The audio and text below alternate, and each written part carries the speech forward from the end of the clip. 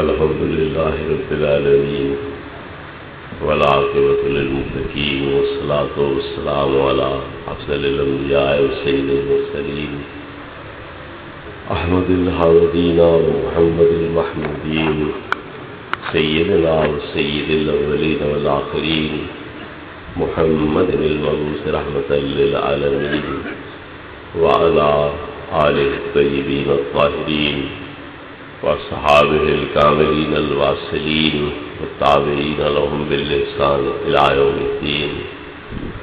أما بعد فأعوذ بالله من الشيطان الرجيم. بسم الله الرحمن الرحيم. هل يستوي الذين يعلمون والذين لا يعلمون؟ صدق الله مولانا العظيم وصدق رسوله النبي الكريم الأمين. إن الله وملائكته يصلون على النبي يا أيها الذين آمنوا صلوا عليه وسلموا تسليما. درود پاک ذوق شوق دار. الصلاة والسلام عليك يا سيدي يا رسول الله وعلى آلك وأصحابك يا سيدي يا حبيب الله. الصلاة والسلام عليك يا رحمة للعالمين وعلى آلك وأصحابك يا شفيع المذنبين. الصلاة والسلام عليك يا قائد الغر المهجلين وعلى آلك وأصحابك يا إمام الأنبياء والمرسلين. صاحب صدر گرامی قدر واجب الاحترام علماء کرام بزرگوں اور بھائیوں، یہ محفل پاک آرام دار رکھو. یہ محفل پاک جس میں ہمیں حاضری کا شرف حاصل ہو رہا ہے، ہمیں دین کورس کے اختتام پر ان خوش نصیبوں کی حوصلہ افزائی کے لیے دستار بندی تقسیم اسناد کا یہ سلسلہ ہے. تو اللہ تبارک و تعالیٰ سے التجا ہے کہ اس طرح کے پروگرام ہمیں منعقد کرنے کی اللہ توفیق عطا فرمائے اور اپنی بارگاہ غیب سے ان کے لیے وسائل پیدا فرمائے اور ہماری قوم کو اس طرف مائل فرمائے کہ وہ بھی کوئی دین کا علم حاصل کرنے کی کوشش کریں اور اس میں محبت اور دلچسپی کا اظہار فرمائیں. اللہ تبارک و تعالیٰ نے علم کی فضیلت بیان کرتے ہوئے ارشاد فرمایا هل يستوي الذين يعلمون والذين لا يعلمون؟ کیا علم والے اور بے علم برابر ہو سکتے ہیں؟ ایک سوال ہے جس کا جواب ہونا چاہیے تھا کہ برابر ہو سکتے ہیں یا نہیں ہو سکتے ہیں، لیکن جواب نہیں دیا گیا. مقصد ہے کہ یہ جواب اتنا واضح تھا کہ ذکر کرنے کی ضرورت ہی کوئی نہیں کہ بے علم اور علم والے کا مقابلہ ہی کوئی نہیں، تناسب ہی کوئی نہیں. علم والے کے ساتھ بے علم کی کسی طرح پر برابری مصور ہو ہی نہیں سکتی. تو یہ جواب بالکل واضح تھا، اس لیے اللہ تبارک و تعالیٰ نے جواب ذکر نہیں فرمایا. صرف یہ ہے کہ علم والے اور بے علم کیا برابر ہو سکتے ہیں؟ ہر کوئی جانتا ہے کہ یہ برابر نہیں ہو سکتے ہیں. تو اللہ تبارک و تعالیٰ ارشاد فرماتا ہے یرفع اللہ الذین آمنوا منکم والذین اوتوا العلم درجات. ہم ایمان والوں کے اور جو علم والے ہیں ان کے درجات کو بلند فرماتے ہیں. تو پہلے ایمان ہونا چاہیے، اس کے بعد پھر علم دین ہونا چاہیے، تب اللہ تبارک و تعالیٰ کی بارگاہ میں کوئی درجہ مرتبہ اور مقام نصیب ہوتا ہے. علم اللہ رب العزت کی صفت ہے اور جو اس علم میں جتنا آگے بڑھے گا وہ اللہ رب العزت کے گویا اس کمال کا اتنا ہی مظہر کامل بنے گا. اللہ تبارک و تعالیٰ نے فرشتوں کے سامنے اپنا ایک پروگرام ظاہر کیا کہ انی جاعل فی الارض خلیفہ، میں زمین میں اپنا ایک نائب بنانے والا ہوں، قائم مقام بنانے والا ہوں. تمہارا کیا مشورہ ہے، کیا رائے ہے، بناؤں نہ بناؤں؟ تو انہوں نے حضرت آدم اور حضرت انسان میں بچیاں اٹھا دیو کہ یا انہوں بندے بناؤ. تھوڑے مدرسے کے طالب علم کتوں آئے ہوئے نہیں بیٹے، تسی اٹھی جاؤ، سائڈ تو ہو جاؤ، اٹھو اٹھو، جگہ چھوڑو، کھڑے ہو جاؤ، اٹھو. وہ بڑے اگے آ جاؤ، کوئی نہیں تھے توفاں کوئی نہیں چل رہی ہیں، میزائل چل رہے ہیں، بڑے اگے آ جاؤ.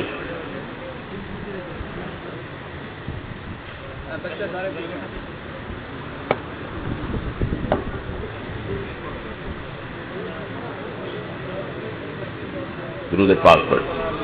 الصلاۃ والسلام علیک یا سیدی یا رسول اللہ وعلی آلک و صحابک یا سیدی یا حبیب اللہ.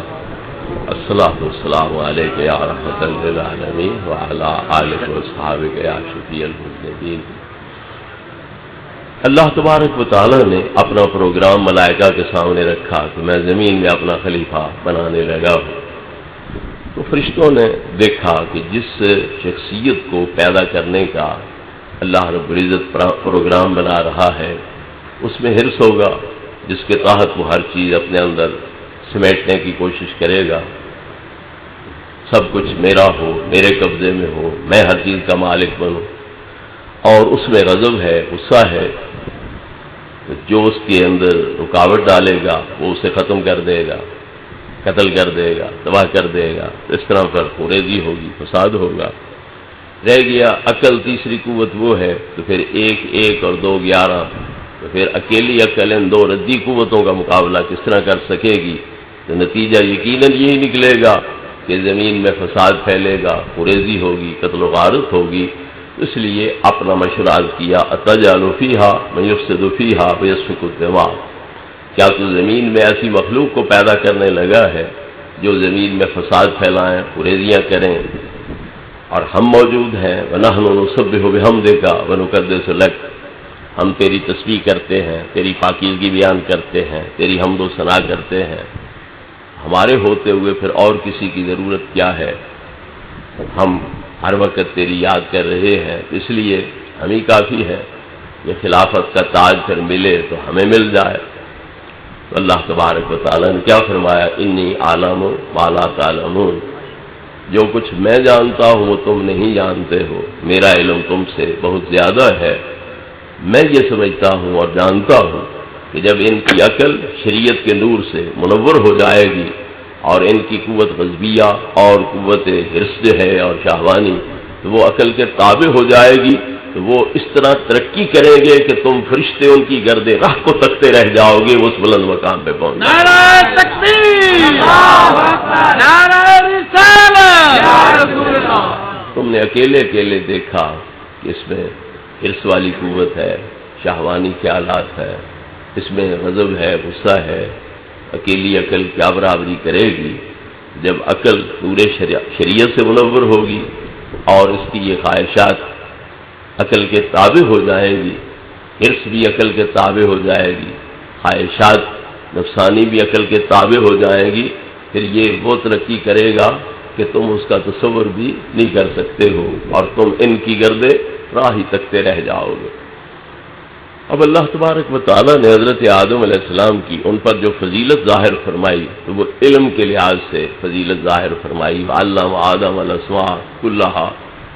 جتنی بھی اللہ رب العزت کی مخلوق تھی، کائنات تھی، اللہ رب العزت نے ان تمام کے بارے میں حضرت آدم علیہ السلام کو معلومات مہیا کر دیے.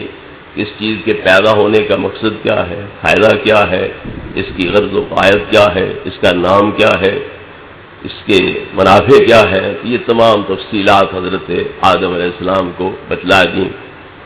گھوڑے خچر کس لیے ہیں، اونٹ گدھے کس لیے ہیں، بیل کس لیے ہیں، گائے بھینسیں کس لیے ہیں، بھیڑ بکریاں کس لیے ہیں، حتیٰ کہ چمچی کس لیے ہے، چمچا کس لیے ہے.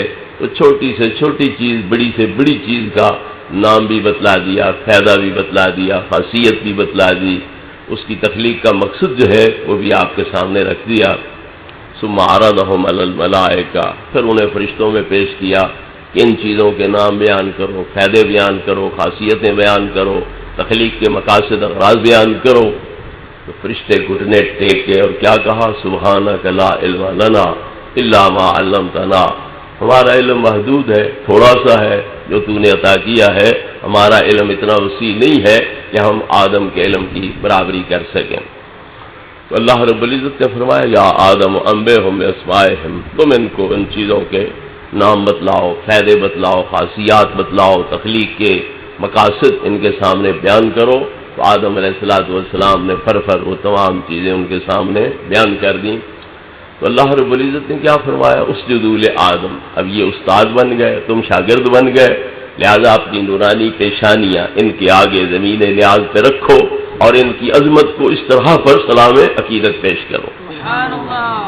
تو تمام فرشتے جو ہیں وہ سجدہ ریز ہو گئے اور حضرت آدم علیہ السلام کی عظمت کو اس طرح پر تسلیم کیا، مانا، اور ان کے استادوں نے کو تسلیم کیا، ان کے آگے اپنا نذرانہ عقیدت اور نذرانہ اخلاص جو ہے اس رنگ میں پیش کیا۔ اب مسئلہ یہ ہے کہ فرشتوں نے دعویٰ علم کا نہیں کیا تھا، انہوں نے نحن نسبح بحمدک ونقدس لک یہ عرض کیا تھا کہ ہم ہر وقت تیری تسبیح کرتے ہیں، تیری پاکیزگی بیان کرتے ہیں، سبحان اللہ و بحمدہ، سبحان اللہ العظیم پڑھتے ہیں، الحمدللہ رب العالمین پڑھتے ہیں۔ تو وہ دعویٰ کر رہے ہیں تسبیح کا، تحمید کا، اور اللہ رب العزت علم کے لحاظ سے آدم علیہ السلام کو فوقیت دے رہا ہے اور انہیں علم کے لحاظ سے عاجز اور بے بس ظاہر کر رہا ہے۔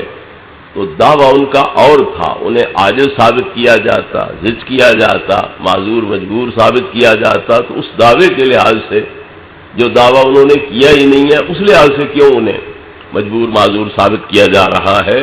اللہ بتلانا یہ چاہتا ہے کہ میں نے خلیفہ بنانے کا ارادہ ظاہر کیا، اور خلیفہ وہ ہوتا ہے جو اصل کے صفات کا مظہر ہو، اور میری صفت عبادت کرنا نہیں کہ میں تسبیحیں پڑھوں، حمدیں کروں، عبادتیں کروں، میری صفت علم ہے۔ میرا خلیفہ بننے کے لائق وہ ہوگا جو علم کے لحاظ سے مخلوق سے ممتاز ہوگا۔ اس لیے اللہ تبارک و تعالیٰ نے آدم علیہ السلام کو صفت علم کے ساتھ ممتاز فرمایا، اور یہ وافر علم آپ کو عطا کر کے بتلایا کہ علم کی فضیلت کیا ہے، اور میرا خلیفہ وہی ہو سکتا ہے جو علم کے لحاظ سے دوسروں سے ممتاز ہوگا۔ تو پھر سب سے بڑے خلیفے اللہ رب العزت کے کون ہیں؟ نبی کریم علیہ الصلوۃ والتسلیم۔ لولاک لما خلقت الافلاک، محبوب اگر تم نہ ہوتے تو میں آسمان پیدا نہ کرتا۔ لولاک لما اکلت الغبراء ولا اذلت الخضراء، محبوب اگر تم نہ ہوتے تو نہ میں زمین کا فرش بچھاتا، نہ آسمان کا سائبان پھیلاتا۔ لولاک لما خلقت الدنیا، اگر تم نہ ہوتے تو میں دنیا پیدا نہ کرتا۔ لولاک لما اظہرت الربوبیۃ، محبوب اگر تم نہ ہوتے تو میں اپنا موجد ہونا، خالق ہونا، پالن ہار ہونا یہ بھی ظاہر نہ کرتا۔ انما خلقت الدنیا واہلھا لأعرفھم منزلتک وکرامتک عندی، میں نے دنیا اور دنیا والوں کو پیدا اس لیے کیا ہے کہ جو تمہارا مقام محبوبیت ہے میرے ہاں وہ میں لوگوں پر ظاہر کروں۔ تو پھر جو اصلی مقصود ذات ہے پیارے مصطفیٰ کریم علیہ السلام کی، اور بڑے خلیفے ہیں، باقی تو آپ کے نائب ہیں، اس لیے اللہ نے عالم ارواح میں ان سے عہد لیا تھا کہ تمہاری نبوتیں رسالتیں اس وقت تک ہوں گی جب تک میرے اس محبوب کا ظہور نہیں ہوتا ہے۔ جب ان کا ظہور ہوگا، یہ تمہارے پاس پہنچ جائیں، تو پھر تم نے دعوے نبوتوں کے چھوڑنے ہوں گے، رسالتوں کے دعوے چھوڑنے ہوں گے، اپنے تاج و تخت چھوڑنے ہوں گے، اور اپنی نبوت بھی ان پہ نثار کرنا ہوگی، تاج و تخت بھی ان کے قدموں پہ قربان کرنے ہوں گے، اور ان کا امتی بھی بننا ہوگا، اور ان کے دین کا سپاہی بھی بننا ہوگا۔ وَإِذَا أَخَذَ اللَّهُ مِيثَاقَ النَّبِيِّينَ لَمَا آتَيْتُكُم مِّن كِتَابٍ وَحِكْمَةٍ ثُمَّ جَاءَكُمْ رَسُولٌ مُصَدِّقٌ لِّمَا مَعَكُمْ لَتُؤْمِنُنَّ بِهِ وَلَتَنصُرُنَّهُ، جب یہ محبوب آ جائیں پھر تم نے اپنی نبوت رسالت کے دفتر سمیٹنے ہوں گے، دعوے نبوت رسالت کے چھوڑنے ہوں گے، تاج و تخت ان کے قدموں پہ قربان کرنے ہوں گے، اور ان کا امتی بھی بننا ہوگا، اور ان کے دین کا سپاہی بھی بننا ہوگا۔ حکم اللہ نے ہمیں بھی دیا ہے اقیم الصلاۃ، نماز قائم کرو، آتوا الزکوٰۃ، زکوٰۃ دو، لیکن پوچھا نہیں ہم سے کہ خان صاحب، مار صاحب، چودھری صاحب، رانا صاحب، شاہ جی پڑھو گے کہ نہیں پڑھو گے، زکوٰۃ دو گے کہ نہیں دو گے؟ میں نے حکم دے دیا ہے عمل کرو تو جنت دے دوں گا، نہیں تو دوزخ میں ٹھوس دوں گا، میرا کیا بگڑتا ہے؟ یہاں نہیں پوچھا، لیکن پیغمبروں سے پوچھا ہے اقررتم واخذتم علی ذلکم اصری، کیا اقرار کرتے ہو اور جو بوجھ میں تمہیں اٹھوا رہا ہوں یہ بوجھ اٹھاتے ہو؟ ایک بندہ بہت بڑا پیر مغامرہ بیٹھا ہو، رنگیلے پلنگ پہ بیٹھا ہو، قالین بہترین اوپر بچھے ہوں، گاؤں تکیے لگے ہوں، وہ نیند دراز ہو کر بڑے ناز نخرے کے ساتھ لیٹا ہو، باقی لوگ زمین پہ بیٹھے ہوں، دو زانو تشہد کی صورت، تعظیم تکریم کے مجسمے بن کر، اوپر سے ایسی ہستی آ جائے کہ اس پیر صاحب کو پلنگ چھوڑنا پڑے، خالی کرنا پڑے، نیچے مریدوں کے اندر بیٹھنا پڑے، اس ہستی کو اپنی جگہ پیش کرنا پڑے، تو نفس پہ بوجھ پڑتا ہے نہیں پڑتا؟ نفس پہ یہ چیز گراں گزرتی ہے کہ نہیں؟ پھر کہیں ہواؤں پہ تخت اڑ رہے ہوں اور جن انسان چرند پرند درند ہر شے زیر فرمان ہو اور ماتحت ہو، اور پھر ایسی ہستی اوپر سے آ جائے کہ ساری سلطنتیں بھی قربان کرنی پڑیں، تاج و تخت بھی ان کے قدموں پہ نچھاور کرنے پڑے اور امتی بننا پڑے، غلام بننا پڑے، تو نفس پہ بوجھ پڑتا ہے کہ نہیں پڑتا؟ اس لیے پوچھا کہ اقررتم واخذتم علی ذلکم، اس لیے کیا اقرار کرتے ہو کہ تیرے محبوب کی ہم غلامی اختیار کریں گے، امتی بنیں گے، دین کے سپاہی بنیں گے؟ قالوا اقررنا، سب نے بیک زبان کہا کہ ہم اقرار کرتے ہیں، فاشهدوا وانا معكم من الشاهدين، تم بھی ایک دوسرے پر گواہ ہو جاؤ اور میں بھی تمہارے ساتھ گواہوں میں سے ایک گواہ ہوں۔ پتہ چلا کہ اصلی خلیفے ہیں تو محبوب کریم علیہ الصلوۃ والتسلیم ہیں۔ جب اس خلیفے کو امتیاز حاصل ہے ملائکہ پر، تو علم کے لحاظ سے، اور اللہ رب العزت نے بتلایا کہ میری خلافت کا اہل وہ ہوگا جو علم میں نمایاں مقام کا مالک ہوگا، پھر جو سب سے بڑے خلیفے ہیں نبی کریم علیہ الصلوۃ والتسلیم، یہ بھی تمام پیغمبروں پر علم کے لحاظ سے ممتاز ہوں گے، تو تب بڑا خلیفہ بننے کا اعزاز ان کو حاصل ہو سکتا ہے۔ نعرہ تکبیر، نعرہ رسالت، علماء اہل امام ابن سنت سیری علیہ رحمت فرماتے ہیں لَكَ ذَاتُ الْعُلُومِ مِنْ عَالِمِ الْغَيْبِ وَمِنْ حَالِ آدَمَ الْأَسْمَاءُ، جس اللہ نے آدم علیہ السلام کو اسماء کا علم دیا تھا، وہ اللہ سارا ہی تمہارا ہو چکا ہے، تو جب سارا اللہ ہی تمہارا ہے تو اس کے سارے خزانے بھی تمہارے ہیں۔ ہارون الرشید نے اعلان کیا کہ میرے خزانوں کے دروازے کھل چکے ہیں، میرے درباریوں دوڑو لوٹ لو جو کچھ لوٹنا ہے۔ کالی کلوٹی لونڈی اٹھ کھڑی ہوئی اور اس نے ہارون الرشید کے کندھے پہ ہاتھ رکھ لیا۔ آپ نے کہا پگلی یہاں کیوں کھڑی ہے؟ جہاں لوگ درم دینار سونا چاندی لوٹ رہے ہیں تو یہاں کھڑی ہے؟ اس نے کہا وہ خزانے کو لوٹ رہے ہیں، میں خزانے والے کو لوٹ رہی ہوں، میں نے خزانوں والے پہ ہاتھ رکھ دیا ہے، تو پھر جو جس پہ ہاتھ رکھے وہی اس کا ہے، تو پھر میں نے تجھ پہ ہاتھ رکھ دیا ہے، پھر تو میرا ہے۔ جب خزانوں والا میرا ہو گیا تو سارے خزانے ہی میرے ہو گئے۔ اللہ تبارک و تعالی محبوب کریم علیہ الصلوۃ والتسلیم کو اس سے بھی زیادہ علوم عطا فرمانے والا ہے، جتنے کہ آدم علیہ السلام، ابراہیم علیہ السلام اور 1,24,000 یکم و بیش پیغمبر کو عطا کیے، ان سب کے مجموعی علوم سے بھی اللہ تعالیٰ نے محبوب کریم علیہ السلام کو زیادہ علم عطا کیے۔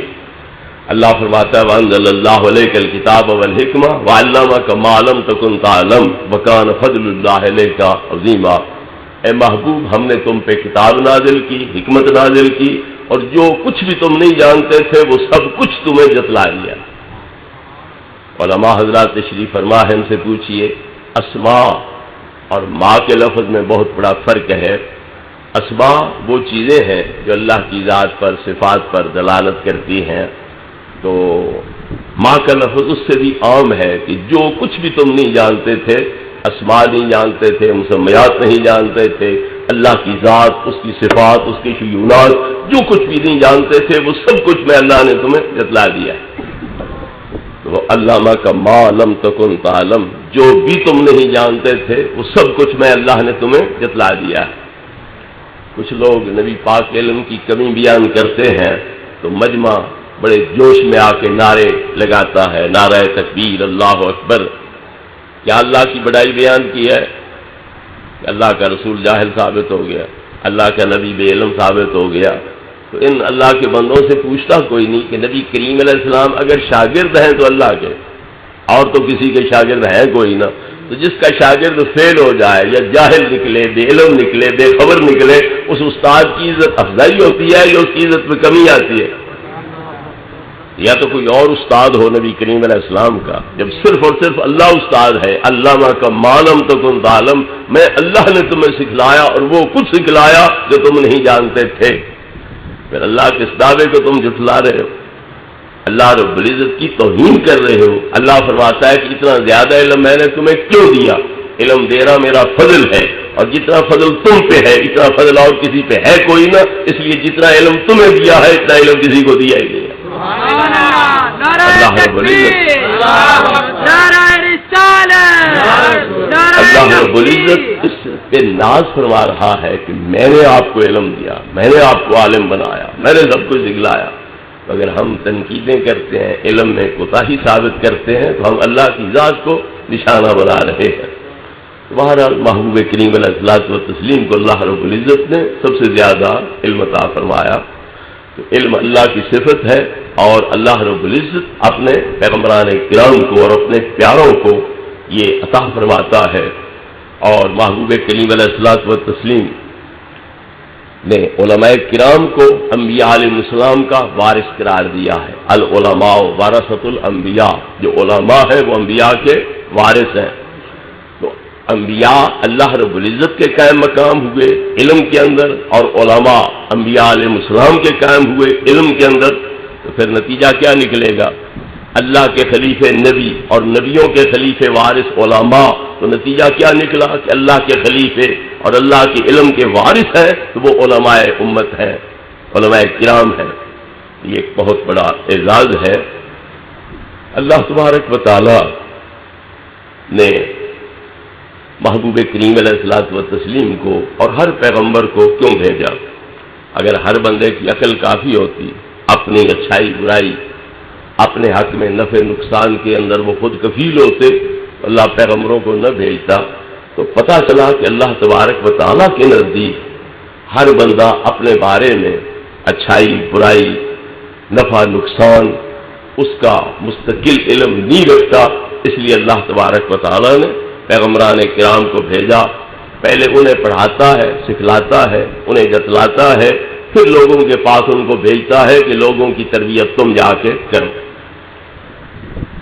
ہم جو کچھ دنیا میں ہے یہ تو سوچ سکتے ہیں کہ ہمارے حق میں مفید کیا ہے، مضر کیا ہے، لیکن اس سے آگے بھی کوئی مراحل ہیں۔ قبر میں جانا ہے، وہاں بھی کچھ ذمہ واریاں ہیں، کچھ سوال ہوں گے، ان کے جواب دینے ہوں گے۔ وہ قبر بھی جنت کا باغ بھی بن سکتی ہے ہمارے لیے، دوزخ کا تنور بھی بن سکتی ہے۔ پھر وہاں سے اٹھایا جانا ہے، میدان قیامت میں حاضر کرنا ہے، وہاں حساب و کتاب ہونا ہے۔ اس کے بعد پھر مستقل ٹھکانہ یہ جنت بننی ہے یا دوزخ بننا ہے۔ اس لیے اللہ تبارک و تعالیٰ نے پیغمبران کرام کو بھیجا، تو وہ صرف دنیا سکھانے کے لیے نہیں آتے کہ لوگوں کو بتلاؤ کمائی کے طریقے کیا ہیں، زندگی کے اندر دنیا میں سہولیات کے ذرائع وسائل کیا ہے، بلکہ وہ آخرت سنوارنے کے لیے، قبر سنوارنے کے لیے جن چیزوں کی ضرورت ہے وہ بیان کرنے کے لیے تشریف لاتے ہیں۔ اسی لیے دنیاوی معاملہ ہوتا تو نبی کریم علیہ السلام فرما دیتے انتم عالم بامور دنیاکم، دنیا کے معاملے تم جانو، آپ نمٹاؤ، میں تمہیں قبر کے معاملے، آخرت کے معاملات جو ہیں ان سے آگاہ کرنے کے لیے آیا ہوں، اور یہ بتلانے کے لیے کہ قبر میں کامیابی یا قیامت میں کامیابی کا ذریعہ وسیلہ کیا ہے، میں وہ تمہیں بیان کروں گا۔ حضرات گرامی، ایک بندہ نبی کا غلام بنتا ہے تو اس لیے بنتا ہے کہ نبی کریم علیہ الصلوۃ والتسلیم کے ذریعے میری صحیح رہنمائی ہو، تاکہ قبر اور قیامت جو ہے اس کے اندر مجھے سہولیات میسر آئیں۔ تو یہ علم دین جو ہے یہ نبی پاک کا ورثہ ہے، اور اسی سے ہمیں پتہ چلتا ہے کہ آخرت میں ہمارے لیے مضر کون سی چیز ہے اور کارآمد اور مفید چیز کون سی ہے۔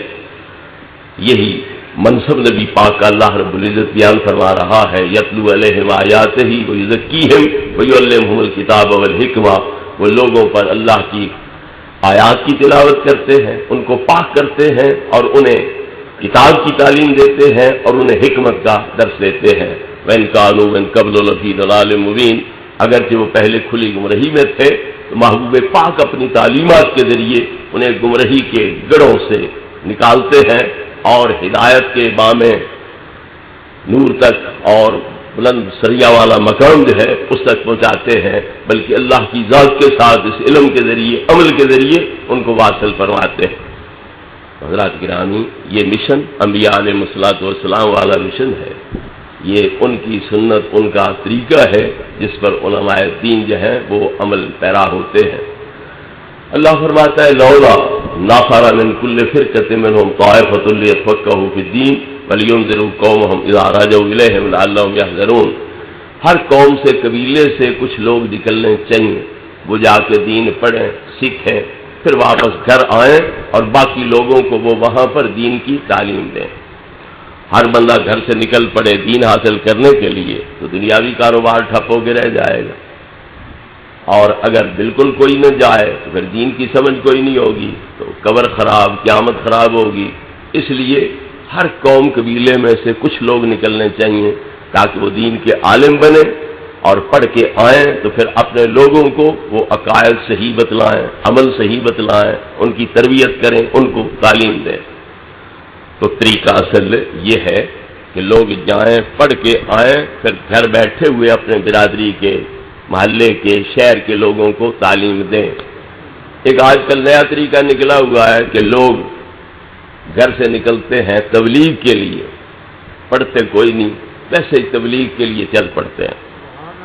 بھیڑوں کی چھڑی پھینکی، ہل کی چھڑی پھینکی، چارے والی دراتی پھینکی اور چل پڑا، کدھر؟ تبلیغ کے لیے جا رہے ہیں۔ اس ظالم پہلے پڑھ تو صحیح، پھر تبلیغ کے لیے جانا، تو نے پڑھا تو ہے کچھ نہ، تبلیغ کیا کر رہا ہے؟ میں ایک پنڈ میں گیا تو 25-30 آدمی آ گئے، تقریر تھی، ہمارے مجمع میں اضافہ ہو گیا، اس لحاظ سے تو خوشی ہو گئی۔ تو نماز میں پڑھ رہا تھا تو اگرچہ مجھے بھی نہیں پڑھنی آتی، لیکن اس صاحب نے بالکل مجھ سے بھی یہی گزری نماز پڑھی، نہ رکوع صحیح، نہ تشہد صحیح، نہ قوما صحیح، کچھ بھی نہیں۔ تو میں نے اسے پوچھا، حضرت یہ کیا پڑھا ہے؟ یہ نماز تو نہیں ہے، یہ پتہ نہیں کیا شے ہے جو تو نے پڑھی ہے۔ تو وہ پاگلوں کی طرح میری منہ کی طرف دیکھنے لگ گیا کہ پتہ نہیں یہ کیا کہتا ہے معلوم۔ ادھر امیر صاحب بولے، یہ آپ کی بولی نہیں سمجھتا ہے؟ میں نے کہا اردو، پنجابی، فارسی، عربی، شدبد یہ مجھے آتی ہے، اس کے علاوہ مجھے کوئی نہیں آتی۔ یہ کون سی بولی بولتا ہے؟ یہ بنگلہ دیش سے آیا ہے، بنگلہ بولی بولتا ہے۔ تجھے بنگلہ آتی ہے؟ کچھ مجھے آتی ہے۔ اچھا تو یہ ساتھ تمہارے کیا کر رہا ہے؟ یہ پڑھ رہا ہے۔ عجیب بات ہے، روزانہ 5، 6، 7، 10 کو سفر بھی کرنا ہے، لکڑیاں بھی اکٹھی کرنی ہے، چائے بھی پکانی ہے، کھانا بھی پکانا ہے، سفر کی تھکان بھی ہے، پھر نئی جگہ ہے، نئے انتظام بھی کرنے ہیں، تو یہاں کیوں اسے لیے پھرتے ہو؟ اپنے مدرسے میں سے بٹھاؤ، وہاں رات دن ایک کر کے جلدی پڑھ لے گا، پھر تبلیغ کے لیے چل پڑے گا۔ نہیں، وہ پیسے خرچ کرتا ہے نا تو اس کا ثواب بھی ہو جاتا ہے۔ وہاں مدرسے میں رکھ کے اسے پابند کر دو کہ اپنے خرچے پہ پڑھ، اپنا کھا اور پڑھ ہم سے، خرچہ ادھر کراؤ۔ ضروری ہے کنڈکٹروں کو دلواؤ تو ثواب ملتا ہے، اگر اپنا کھائے اپنے پیسوں سے پھر پڑھے پھر ثواب کوئی نہیں ملتا۔ پھر یہ تو مرکز والے ہی جانتے ہیں کہ انہوں نے کیوں انہیں ہمارے ساتھ بھیجا ہوا ہے۔ تو یہ طریقہ بڑا غلط طریقہ ہے کہ پہلے تبلیغ شروع کر دی، بعد میں پڑھنا شروع کر لیا۔ لوگوں کو پتہ چلے 25-30 علماء تشریف لائے ہیں تبلیغ فرمانے کے لیے، اور حقیقت میں کوئی ایک آدھ ہوگا جو وہ بھی اندھوں میں کانا راجا ہوگا، باقی سارے ہی اندھے ہوں گے۔ تو اس طرح کا کھاتا غلط ہے۔ پہلے کچھ لوگ جائیں مدارس میں، جا کے اطمینان سکون سے پڑھیں، پھر آ کے گھر بیٹھیں، اپنے علاقے میں بیٹھیں اور ان لوگوں کو وہاں تعلیم دیں، ان کے عقائد کی اصلاح کریں، ان کے اعمال کی اخلاق کی اصلاح کریں۔ یہ صحیح طریقہ ہے جو قرآن پاک بتلا رہا ہے اور نبی کریم علیہ الصلوۃ والتسلیم نے بتلایا۔ تو حضرات گرامی، آپ سن رہے تھے طالب علم کی کیا فضیلت ہے، کیا درجہ اور مقام ہے۔ حدیث پاک میں آتا ہے ان الملائکۃ لتضع اجنحتها رضا لطالب العلم، جہاں دین کا طالب علم جا رہا ہوتا ہے تو فرشتے اس کے پاؤں کے نیچے اپنے پر بچھا دیتے ہیں۔ اللہ رب العزت کے فرشتے اس کے پاؤں کے نیچے اپنے پر بچھاتے ہیں، اس طرح اس کی عزت اور تکریم یہ کرتے ہیں۔ اور نبی کریم علیہ الصلوۃ والتسلیم فرماتے ہیں تدارس العلم ساعۃ من اللیل خیر من احیائها، رات میں 1 گھنٹہ بیٹھ کے علم دین پڑھا لینا، یہ ساری رات ایک ٹانگ پہ کھڑے ہو کے عبادت کرنے سے افضل و اعلیٰ۔ علم دین کی اہمیت یہ بیان کی گئی ہے۔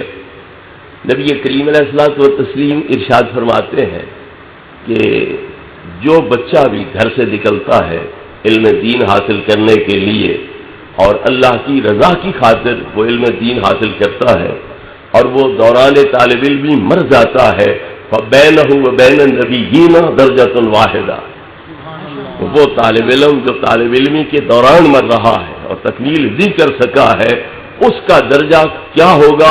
انبیاء کے بعد وہ دوسرے مقام پر ہوگا۔ انبیاء کا مقام کتنا اونچا ہے، ان کا مرتبہ کتنا بلند ہے، یہ انبیاء علیہ السلام کے بعد دوسرے درجے میں آ جائے گا۔ بینہ و بین النبیین درجۃ واحدہ، اس طالب علم میں اور انبیاء علیہ السلام کے درمیان ایک درجہ۔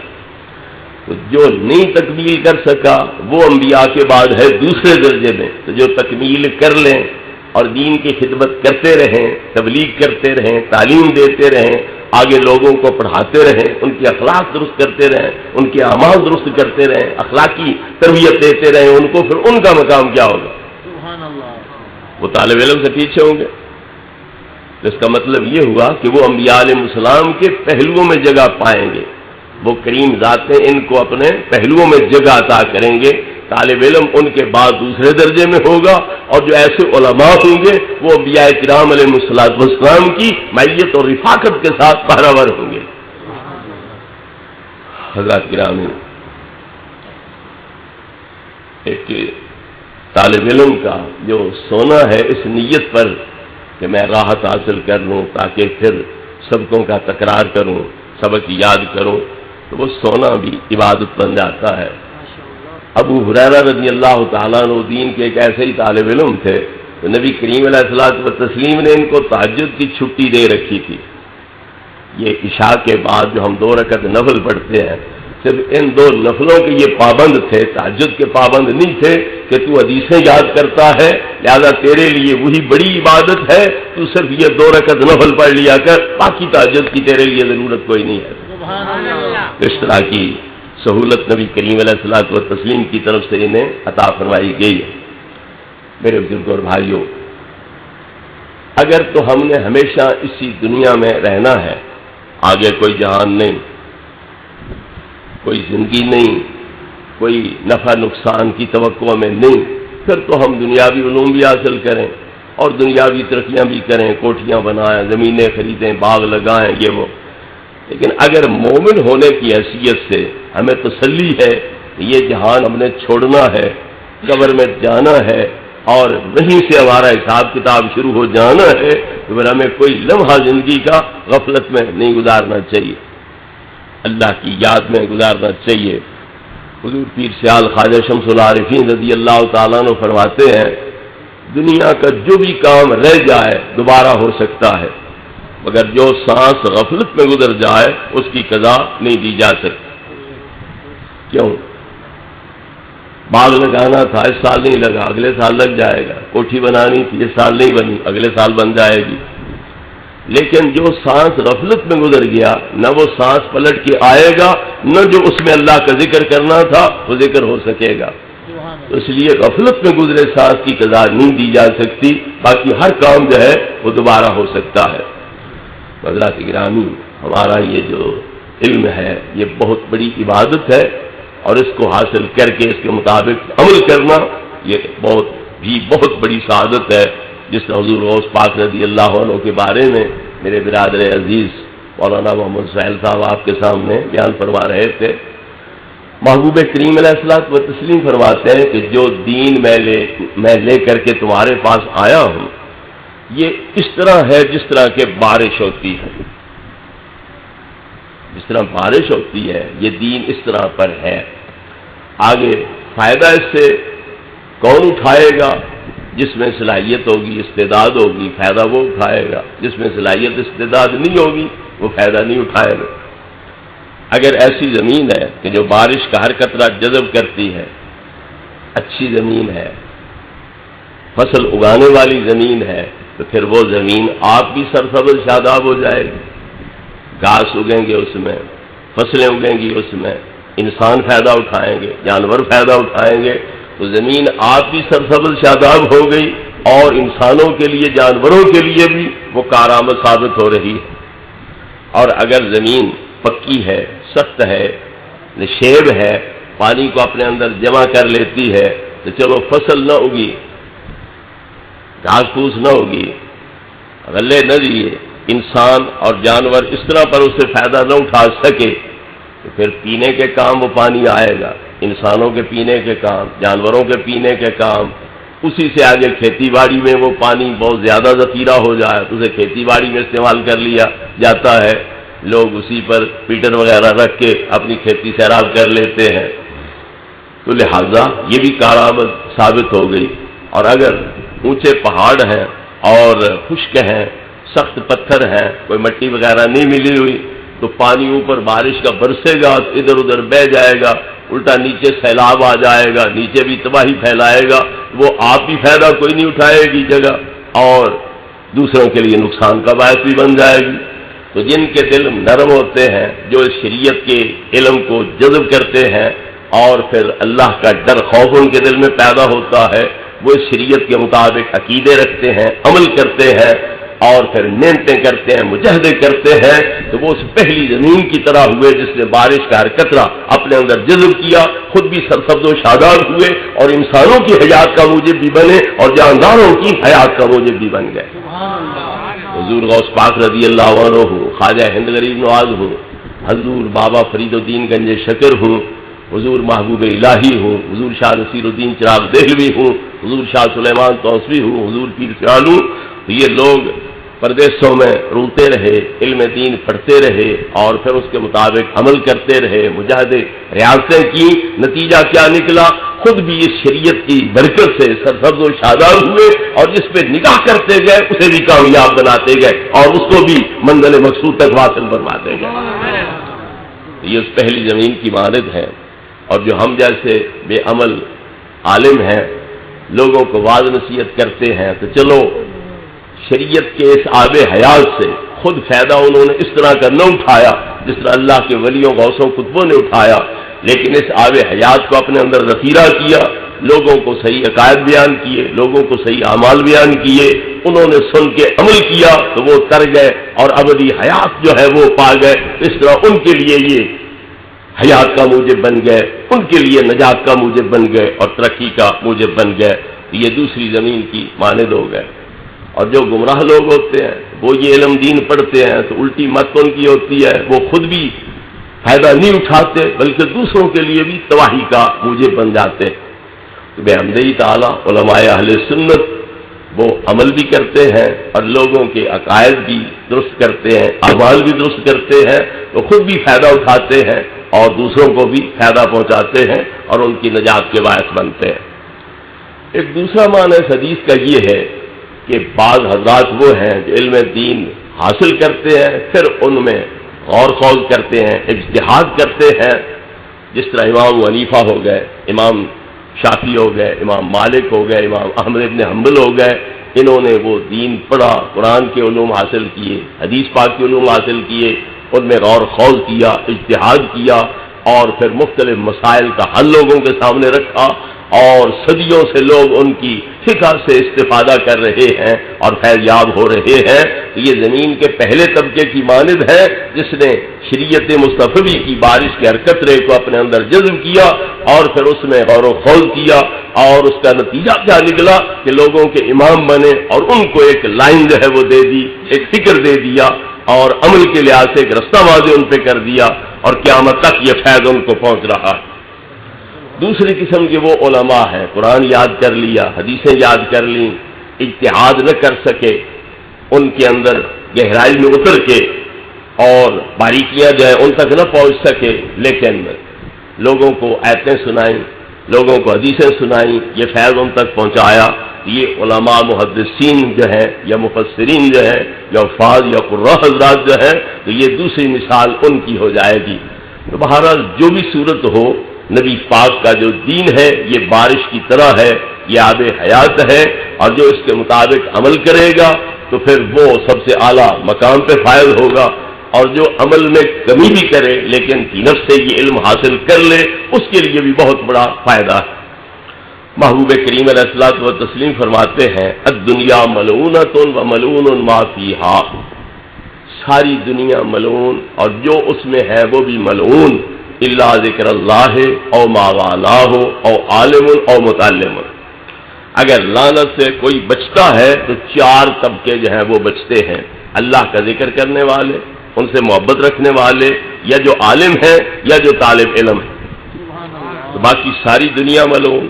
جو اس میں رہنے والے سارے ملعون، اگر اس لعنت سے بچے ہوئے طبقے ہیں تو 4 ہیں، الا ذکر اللہ او ما والہ او عالم او متعلم، یا اللہ کا ذکر کرنے والا، یا ان سے محبت رکھنے والا، یا عالم دین، اور یا طالب علم جو ہے دین کا، یہ اس لعنت سے بچے ہوئے۔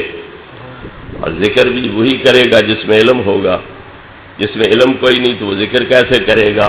تو پھر ذکر کا دار و مدار جو ہے وہ بھی علم پر ہے، تو پھر اصل چیز علم دین جو ہے یہ ہوئی۔ حضرات گرامی، علم دین اس کی بڑی فضیلت ہے۔ اللہ رب العزت نے ہمیں پیدا کیا ہے، آخر اللہ رب العزت کا بھی کوئی حق بنتا ہے کہ نہیں بنتا؟ ماں باپ سے ہم پیدا ہوئے، ماں باپ نے ہمیں پالا پوسا، تو ماں باپ کا کوئی حق ہم پہ بنتا ہے؟ کوئی نہیں بنتا۔ تو جس خدا نے ہمیں بھی پیدا کیا، ہمارے ماں باپ کو بھی پیدا کیا، ہمارے رہنے کے لیے زمین پیدا کی، ہمارے اوپر آسمان کا سائبان پھیلایا، سورج چاند ستاروں کے کمکمے روشن کیے، ہوا کے قدرتی پنکھے مہیا کیے، اور سورج چاند تاروں کے کمکمے مہیا کیے، چشمے دریا وہ مہیا کیے، زمین ہمارے فصل اگا رہی ہے، تو جس خدا کی طرف سے یہ انعام ہم پر ہے اس کا بھی تو کوئی حق بنتا ہے کہ نہیں بنتا؟ ہمیں وہ بھی پتہ کرنا چاہیے کہ نہیں کہ کیا حق ہے اس کا۔ اس لیے ہمیں یہ معلوم کرنا چاہیے کہ اللہ رب العزت نے ہمیں جو پیدا کیا تو اس کے حقوق ہم پر کیا ہیں اور ہمیں کس طرح پر وہ حقوق ادا کرنے چاہیے۔ بڑے افسوس کی بات یہ ہے کہ ایک بندہ بے وقوف ہو تو ہم کہتے ہیں یہ ڈھگا ہے، یہ بیل ہے کہتے ہیں، لیکن بیلوں کو بھی پتہ ہے کہ ہمیں اللہ نے کیوں پیدا کیا ہے۔ حدیث پاک میں آتا ہے کہ ایک بندہ بیل پر سوار ہو کر جا رہا تھا۔ کچھ علاقے ایسے ہیں نا جہاں بیلوں پر سواری کرتے ہیں، تو بیل پر سوار ہو کے جا رہا تھا، کچھ دور تک تو وہ بیل چلتا گیا، پھر وہ کھڑا ہو گیا، اس نے منہ سوار صاحب کی طرف کر کے کہا انا لم نخلق لہذا انما خلقنا للحراست، ہم سواریوں کے لیے نہیں پیدا کیے گئے، ہم تو ہل کھینچنے کے لیے پیدا کیے گئے ہیں۔ تو جس مقصد کے لیے اللہ نے ہمیں پیدا کیا ہے تو ادھر ہمیں استعمال کر، یہ غلط طریقے پر ہمیں کیوں استعمال کر رہا ہے؟ نبی کریم علیہ الصلوۃ والتسلیم نے جب یہ بیان فرمایا تو جو حاضر صحابہ تھے انہوں نے کہا سبحان اللہ، بقرۃ تتکلم، بیل ہو کر بول رہا ہے، انسانی بولی، تعجب کی بات ہے۔ تو نبی کریم علیہ السلام نے فرمایا اومن بہ انا و ابو بکر و عمر وما ہما سما، فرمایا میرا بھی اس پر ایمان ہے، ابو بکر کا بھی اس پر ایمان ہے، اور عمر کا بھی اس پر ایمان ہے۔ تم تو تعجب کر رہے ہو، حیرانگی کا اظہار کر رہے ہو کہ بیل ہو کر انسانی بولی بولے، عجیب بات ہے، مگر نہ مجھے اس پر تعجب ہے، نہ ابو بکر کو اس پر تعجب ہے، نہ عمر کو اس پر تعجب ہے، حالانکہ انہوں نے نبی پاک کی زبانی حدیث سنی کوئی نہیں، لیکن ان کے ایمان اور اعتراف اور تسلیم کی گواہی نبی پاک علیہ السلام ان کے اسے پشت دے رہے ہیں کہ وہ سنتے ہوئے تعجب کوئی نہ ہوتا، تمہیں تعجب ہو رہا ہے۔ عرض کرنے کا مقصد یہ ہے کہ جس کو ہم بے وقوف سمجھیں، بے عقل سمجھیں، اسے ڈھگا کہتے ہیں، بیل کہتے ہیں، مگر بیل کو بھی پتہ ہے اللہ نے مجھے کیوں پیدا کیا، تو پھر جب ہمیں پتہ نہیں کہ اللہ نے ہمیں کیوں پیدا کیا تو ہم آپ بیلوں سے بدتر ہیں، کسی کو تانا دیتے ہوئے بیل کہنے کا کیا مطلب؟ جس غوث پاک کے بارے میں میرے برادر عزیز سے آپ سن رہے تھے، ان کے احوال، ان کی شانیں وغیرہ، اس غوث کو ادھر متوجہ کیا ہے تو بیل نے ہی متوجہ کیا ہے۔ آپ چھوٹے بچے ہیں، ایک بیل کے پیچھے لگے ہوئے ہیں، اسے بھگا رہے ہیں، دوڑا رہے ہیں، مار رہے ہیں، کچھ دور تک تو وہ بیل آگے دوڑتا گیا، اب چلو خوش ہو جائیں، مجھے بھگا رہے ہیں، دوڑا رہے ہیں تو میں دوڑ پڑوں، یہ خوش ہو جائیں۔ جب دیکھا کہ پیچھا نہیں چھوڑ رہے تو وہ کھڑا ہو گیا اور منہ ان کی طرف کہنے لگا عبد القادر تجھے اس لیے پیدا کیا گیا ہے کہ ہمیں دوڑاتا پھر؟ یہ بیل کہہ رہا ہے کہ عبد القادر تجھے اس لیے پیدا کیا گیا ہے کہ ہمیں دوڑاتا پھرے، تجھے تو کسی اور مقصد کے لیے پیدا کیا گیا، اس مقصد کی طرف توجہ کرے۔ یہ کیا کر رہا ہے؟ تو آپ بیل کی زبانی یہ بات سن کے کانپنے لگ گئے، گھر گئے، مکان کی چھت پہ چڑھے گیلان شہر میں، تو جب مغرب کی طرف نگاہ دوڑائی تو عرفات کا میدان بھی سامنے تھا اور موجود حاجی بھی سامنے تھے آ کے۔ ایران کے شہر گیلان سے آپ مکہ شریف، عرفات اور اس کے اندر موجود حاجی، وہ سارے آپ دیکھ رہے تھے۔ پھر امی جان سے عرض کیا کہ میں بغداد جاتا ہوں پڑھنے کے لیے، تب آپ پڑھنے کے لیے گئے تو آپ کو بھی ادھر متوجہ کیا ہے، تو بیل نے متوجہ کیا ہے، وہ صرف انہیں یہ پتہ نہیں کہ ہمیں کس لیے پیدا کیا گیا، انہیں یہ بھی پتہ ہے کہ انسانوں میں سے کون کون سے انسان کو کس کس مقام کے لیے اللہ نے پیدا کیا. نعرہ تکبیر، نعرہ رسالت، علماء اہل سنت، سیدی مرشدی. ایک کتا پالتا ہے بندہ، تازی کتے، شکاری کتے پالتا ہے، تو وہ کتا بھی سمجھ جاتا ہے کہ میں کمینہ ہوں، پلید ہوں، یہ انسان ہے، اشرف المخلوقات ہے، یہ مجھ پہ کتنا مہربان ہے، مجھے گوشت کھلا رہا ہے، دودھ پلا رہا ہے، مکھن کھلا رہا ہے، مجھے غسل دلوا رہا ہے، میری مالشیں کرا رہا ہے، مجھے ریشمی رضائیوں میں سلا رہا ہے، آخر یہ مجھ سے چاہتا کیا ہے؟ وہ بھی سمجھ جاتا ہے کہ یہ مجھ سے شکار کرانا چاہتا ہے، یہ کام لینا چاہتا ہے. تو پھر وہ مالک کے ڈوری نکالنے پر، مردہ بلانے پر خرگوش کے پیچھے دوڑتا ہے کہ نہیں دوڑتا؟ جب وہ خرگوش کو پکڑنے لگا ہو، دبوچنے لگا ہو اور وہ بلا لے موتی واپس آ، تو کتا اس شکار کو چھوڑ دیتا ہے نہیں چھوڑ دیتا؟ واپس آ جاتا ہے کہ نہیں آتا؟ اگر وہ خرگوش کو پکڑ لیتا ہے تو پھر اسے مارتا نہیں، کھاتا نہیں، پکڑ کے بیٹھ جاتا ہے یا واپس مالک کے پاس لے آتا ہے، اسے بھی سمجھ آ جاتی ہے کہ مالک کے یہ انعام مجھ پہ کیوں ہے، یہ احسانات مجھ پہ کیوں ہیں، وہ مجھ سے شکار کروانا چاہتا ہے. تو مجھے تو کھانے پینے کا وہ گھر سے دے رہا ہے، میری خوراک خرگوش نہیں ہے، یہ شکار میں نے کرنا ہے تو اس کے لیے کرنا ہے. تو وہ پکڑ کے واپس اس کے پاس لائے گا یا پکڑ کے بیٹھ جائے گا کہ مالک آئے اور میرے منہ سے چھڑا لے اسے. تو ایک کتے کو سمجھ آ جائے کہ مالک نے ہمیں کیوں پیدا کیا ہے اور ہمیں پتہ کوئی نہ چلے کہ مالک نے ہمیں کیوں پیدا کیا ہے، تو اس سے بڑی افسوسناک صورت کیا ہو سکتی ہے؟ میرے بھائیوں، اللہ تبارک و تعالیٰ فرماتا ہے وَمَا خَلَقْتُ الْجِنَّ وَالْإِنسَ إِلَّا لِيَعْبُدُونِ، میں نے جن و انسانوں کو کیوں پیدا کیا کہ میری عبادت کریں. اگر عبادت علم ہوگا تو کریں گے، جب علم ہی نہیں ہے، نماز کیسے پڑھنی ہے، روزہ رکھنا کب ہے، چھوڑنا کب ہے، کن کن چیزوں سے اجتناب کرنا ہے، زکوٰۃ کتنا حصہ دینا ہے، کس کس چیز کی دینی ہے، حج کی صورت میں لازم ہے، اس کے ارکان کیا ہے، طریقہ کیا ہے، تو جب تک علم نہیں ہوگا تو یہ عبادت کیسے کرے گا؟ لہذا بنیادی چیز جو ہے تو وہ علم دین کا حصول ہے. تو جو لوگ اس مقصد کو سمجھ لیتے ہیں اور اس کے مطابق عمل کرتے ہیں، پھر اللہ رب العزت کو کوئی ترقی وہ نہیں دیتے ہیں، وہ ترقی آپ پاتے ہیں، اپنا فائدہ جو ہے وہ حاصل کرتے ہیں. اور یہ بات بھی بڑی عجیب ہے، ہم کسی مستری کو کہیں کہ تو ہمارا کام کر، مکان بنا، وہ کہے ہمیں اتنی پیشگی دے دو، میں مہینے بعد تمہارے کام پہ آ جاؤں گا. آپ 4-5 ہزار روپیہ اسے پیشگی دے دیتے ہو، مہینے بعد کیا وہ 6 ماہ سال بعد بھی تمہارے کام پہ نہیں آتا، تو تم نے کہیں فتویٰ لینے کے لیے کوئی نہیں جانا، نہ بھاوڑے شریف کے مدرسے سے رجوع کرو گے، نہ سیال شریف رجوع کرو گے، نہ گولڈے شریف رجوع کرو گے، نہ اور کسی فتوے والی جگہ پر. اس نے جو کھایا ہمارا پیسہ وہ حلال کھایا کہ حرام کھایا، تو وہاں بھی مفتی قاضی بن جاؤ گے کہ اس نے خنزیر کھایا، اس نے سور کھایا، یہ حرام خور ہے. لگاؤ گے فتویٰ کوئی؟ جو تمہارا کھائے اور تمہارا کام نہ کرے وہ تو ہے حرام خور. تو پھر کبھی سوچا کہ کسی کا ہم بھی کھا رہے ہیں؟ سبحان اللہ. کبھی یہ سوچا کہ کسی کا ہم بھی کھا رہے ہیں اور جو اس نے کام ذمہ لگایا وہ ہم نہیں کر رہے ہیں، تو ہم حلال خور بن رہے ہیں یا حرام خور بن رہے ہیں؟ جو فتویٰ مدر لگاتے ہیں وہی فتویٰ ہم پر بھی لاگو ہوتا ہے کہ نہیں لاگو ہوتا؟ اور جس نے ایک مرتبہ تمہیں دھوکہ دیا، پیسے لے کے کھا گیا، کام تمہارا نہیں کیا، دوبارہ تم سے مانگے دو گے؟ نہیں، اعتبار ختم ہو گیا، اعتماد اٹھ گیا ہے، نہیں دیتے. لیکن جس کریم سے ہمیں واسطہ ہے اس کا حکم مانے نہ مانے روزی بند کرتے. تو کتنی شرم کی بات ہے کہ وہ حکم نہ مانے جانے کے باوجود روزی اسی طرح جاری رکھے ہوئے ہے کہ تو میرا کہنا مان نہ مان، اپنا فرض پہچان نہ پہچان، مجھے تو پیدا کرنے کی لاج ہے، میں تو تجھے پالتا رہوں گا، یہ تیری مرضی، تو شرم کر نہ کر، میرے پالنے کی لاج رکھ نہ رکھ، میں تو تجھے پالتا ہی رہوں گا. نعرہ تکبیر.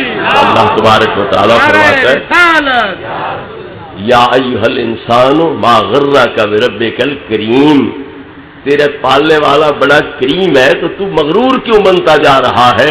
اس کا کرم دیکھ اور اپنی طرف سے تواضع کر، عاجزی کا اظہار کر، نہ کہ اکڑتا چلا جائے اور فرعون بنتا چلا جائے۔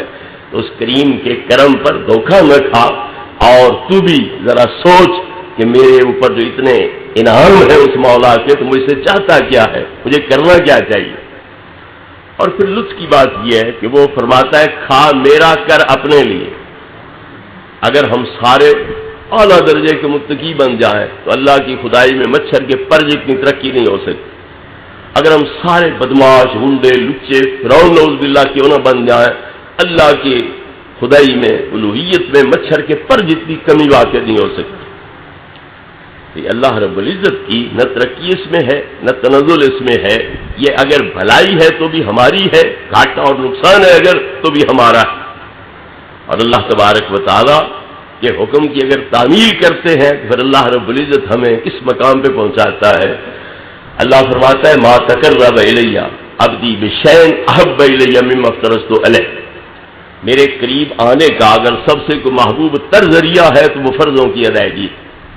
ہماری عادت ہوتی ہے شب برات آ گئی تو نفلوں پہ زور لگا لیا، معراج کی رات آ گئی تو نفلوں پہ زور لگا لیا، 27ویں رمضان کی آ گئی، لیلۃ القدر کا گمان ہے تو اس میں زور لگا لیا نفلوں پر۔ تو یہ تو ہم کرتے رہتے ہیں لیکن فرائض کی پابندی نہیں کرتے۔ تو یاد رکھو پہلی بنیادی چیز فرضوں کی ادائیگی۔ سب سے محبوب ترین ذریعہ اللہ کے وصل کا ہے تو وہ کیا ہے؟ فرائض ہیں، لہذا پہلے ان کی ادائیگی ہونی چاہیے، اس کے بعد پھر نفلوں کا مقام ہے۔ اور اللہ فرماتا ہے کہ ما تقرب الی عبدی بشیء احب الی مما افترضت علیہ ولا یزال عبدی یتقرب الی بکثرۃ النوافل حتی احببتہ۔ فرضوں کے بعد پھر نفلوں کی کثرت جب بندہ کرتا ہے تو میں اسے اپنا محبوب بنا لیتا۔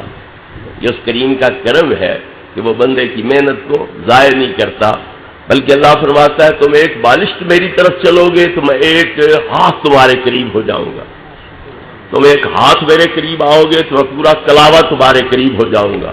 ومن اتانی یمشی اتیت ہرولۃ، کوئی پیدل چلتے ہوئے میری طرف آئے گا تو میری رحمت دوڑ کے اسے اپنی آغوش میں لے لے گی۔ تو اللہ تبارک و تعالیٰ بڑا کریم ہے، بڑا مہربان ہے۔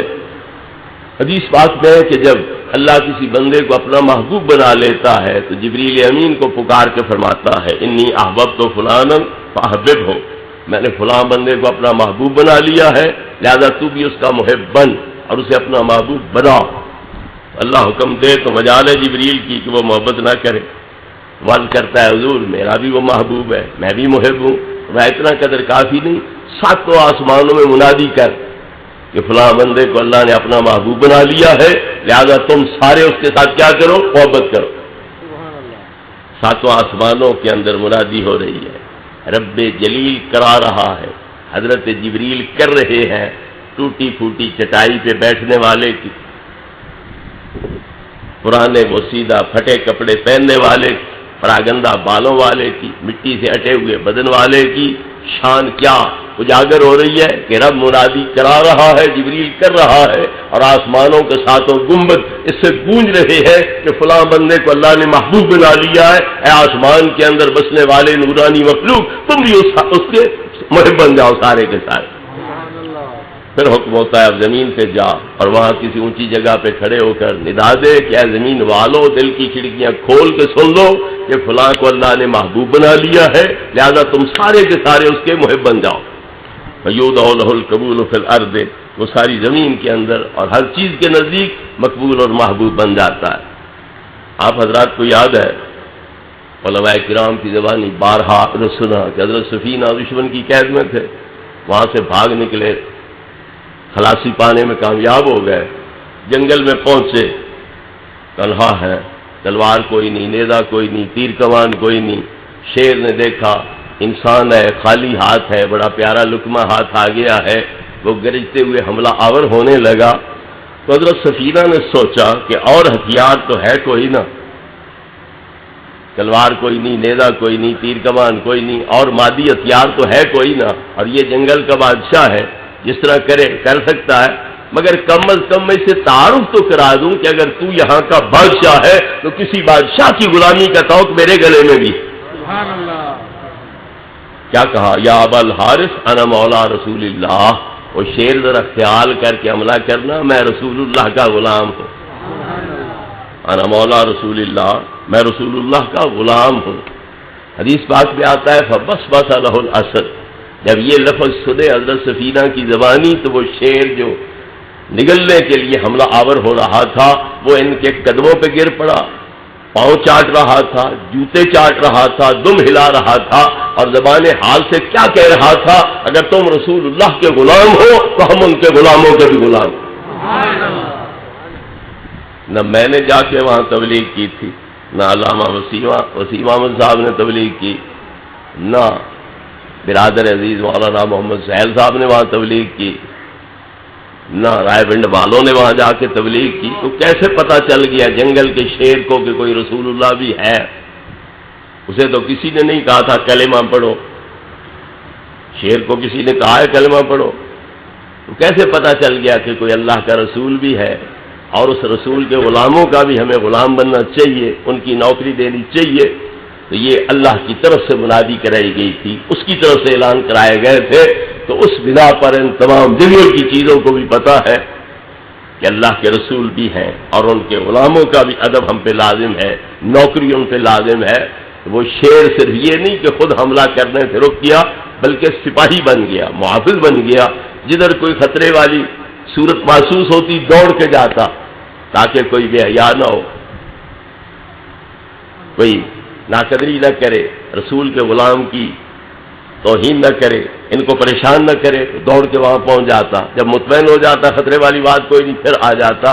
جب جنگل ختم ہونے لگا تو سلام کر کے واپس چلا گیا کہ اب خطرے والی بات کوئی نہیں، آبادی آ گئی، اب تم جانو تمہارا کام جانے، مجھے اجازت ہو جائے.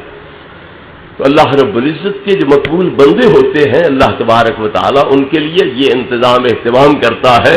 سمندر کی مچھلیاں کیوں نہ ہوں، جنگل کے درندے کیوں نہ ہوں، سانپ بچھو کیوں نہ ہوں، ہر چیز کو ان کے ساتھ پھر محبت عقیدت ہوتی ہے اور وہ اس اللہ کے محبوب کے ساتھ محبت رکھنے لگ جاتے ہیں.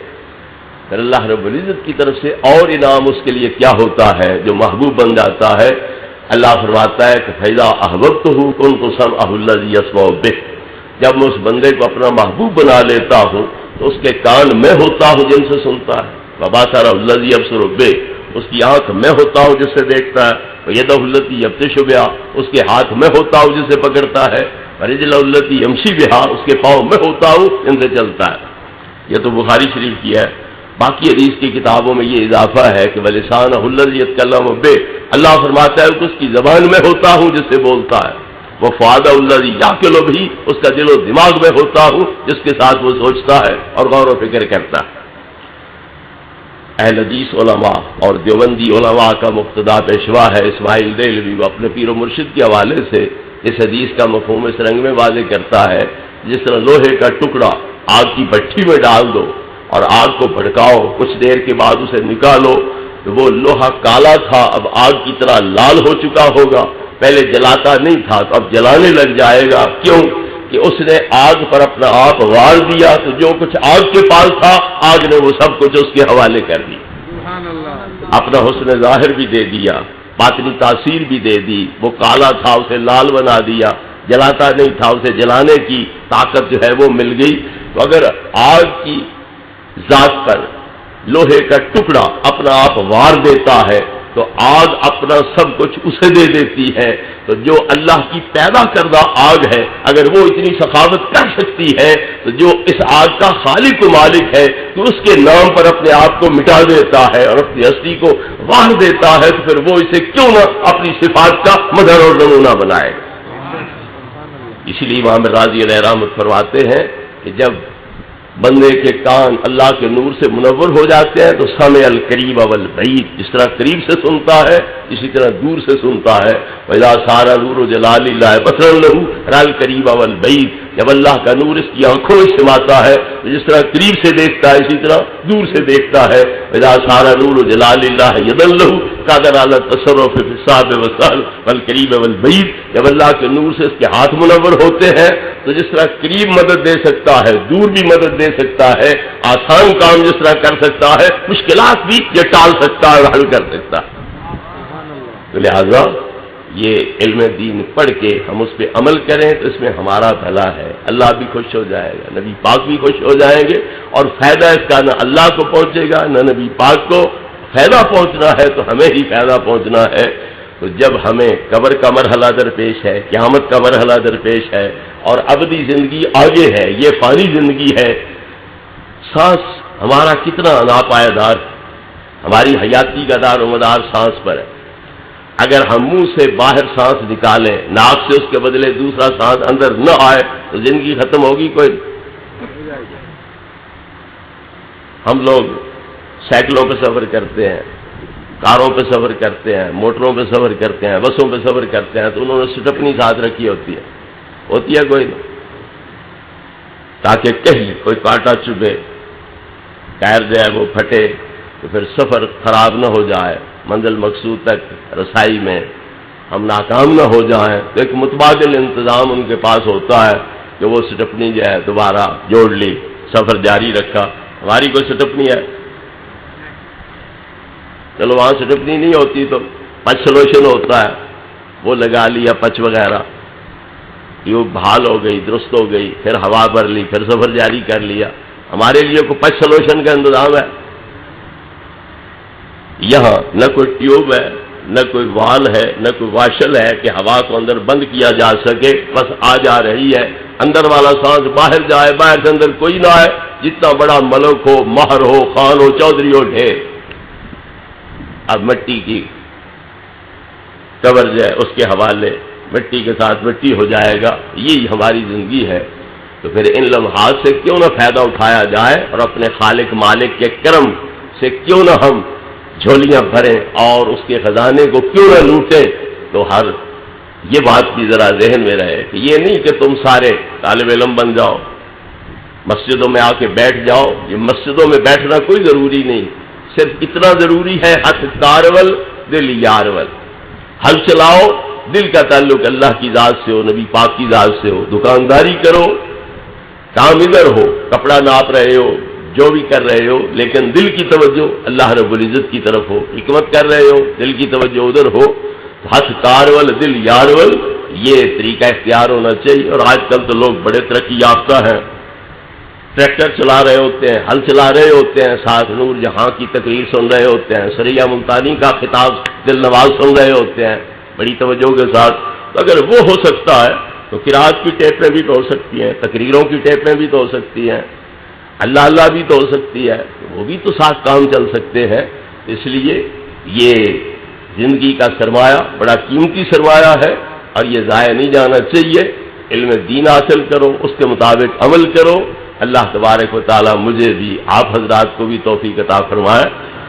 اور یہ جو بزرگان دین ہمارے مشائخ ہیں، حضور خواجہ خواجگان خواجہ معین الدین چشتی اجمیری ہے، حضور غوث اعظم شیخ عبد القادر جیلانی ہے، حضور خواجہ بہاؤالدین نقشبند ہیں، حضور شیخ شہاب الدین سہروردی ہیں، باقی مشائخ اعظام، یہ ہمارے سامنے ایک مثالیں موجود ہیں کہ جنہوں نے علم پڑھا، عمل کیا، ان کو کیا مقام ملا، کہ صدیاں بیت گئی ہیں تو ان کے اب بھی لوگوں کے ذہنوں پر اور دلوں پر راج ہیں، حکومتیں ہیں۔